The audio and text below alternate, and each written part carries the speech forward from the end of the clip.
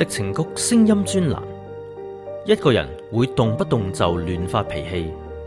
其實是自我中心和軟弱的表現。作者李尊。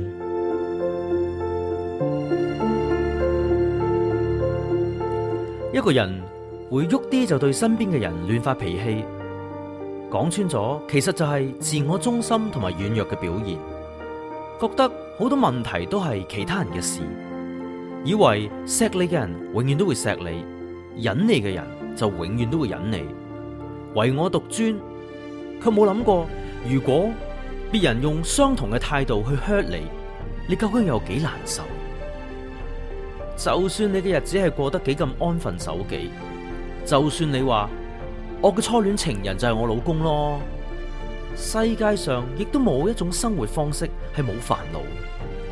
冇一笪地方人事係殊不複雜，冇一個人係真正險離，等你一次次以亂發脾氣嘅方式，將自己嘅負面情緒轉移到對方身上。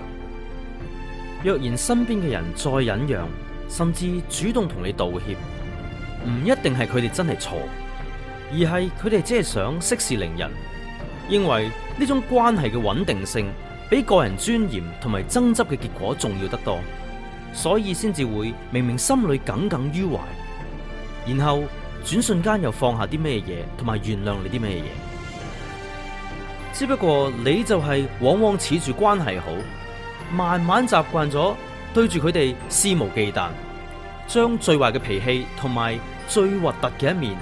不想放大，只想放大被放大，將自己嘅情感宣洩凌駕喺別人嘅感受之上，心裏面諗，就算點樣嘈交同埋胡鬧都好，暴風雨都只不過係一時三刻，遲啲又會和好如初㗎啦。講穿咗，你之所以會咁諗咁做，無非係因為你活喺你自己嘅世界裏面，唔識得將心比心，所以無論對方係講中或者冇講中心中所想都好，你都唔能夠體會到別人嘅感受，久而久之就磨蝕晒其他人對你嘅感情同埋耐性，引申落去，淨係識得發脾氣，往往唔係因為你本來就係呢種咁嘅人，而係因為呢個係你長期放縱自己嘅結果。當你真正成長，再冇咁軟弱嘅時候，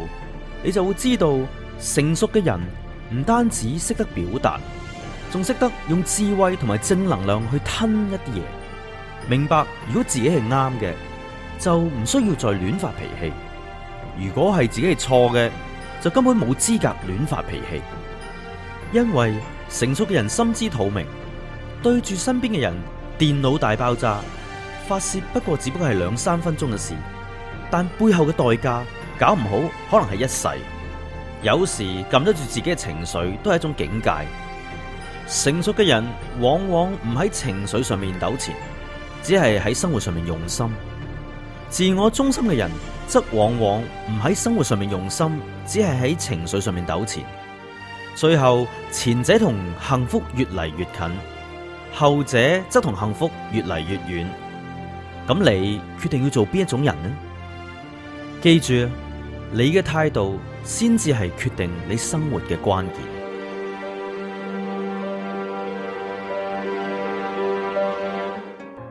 矽情谷聲音專欄，文章作者李尊，香港嘅年輕網絡作家，目標係要讓更多人懂得戀愛同自愛。仍好嗎？總會每天失眠到天光嗎？大頭蝦沒大滿時也許很勞氣吧，仍關心你如每天問，最後也明白角色時已不相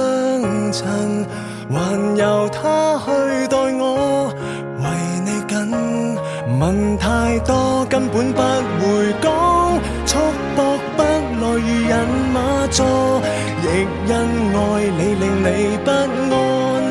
才離開不再講，願明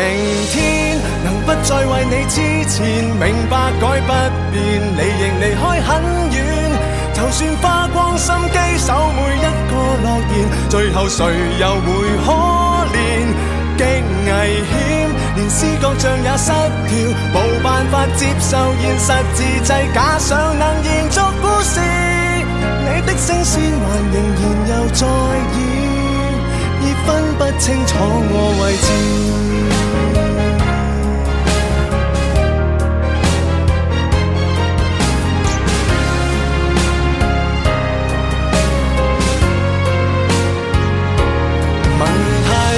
根本不會講，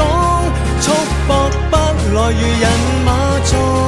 亦因愛你令你不安，才離開不再講。願明天能不再為你之前，明白改不變，你亦離開很遠。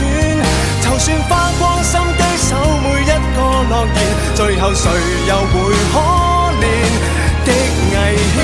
連思覺像也失調，還是我太犯賤，或是我太介意，太過膚淺。百篇短信留言徒然又是，始終得不到你在意。留低即使很多的透支，如今已做錯記下了，只有缺點。太心痛是我的一手包辦，令你心變酸，彌補如何還是太遲。